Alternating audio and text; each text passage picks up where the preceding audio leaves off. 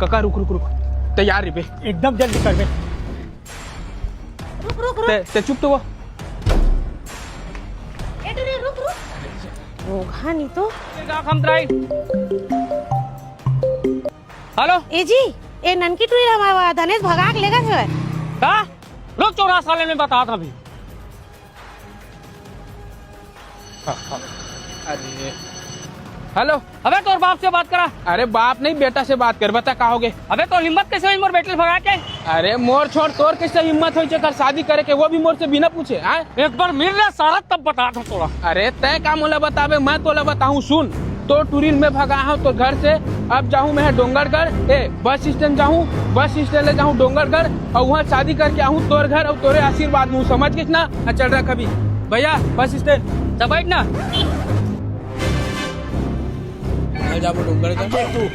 देख तू अब तू गया बेटा, अब तू गया, देख तेरी औकात मैं दिखाता हूँ तुझे, देख। ये बस स्टैंड कतक दूरी आओगे साला, अभी तक। पापा माफ कर दे, माफ कर दे, माँ कसम। मारम नहीं।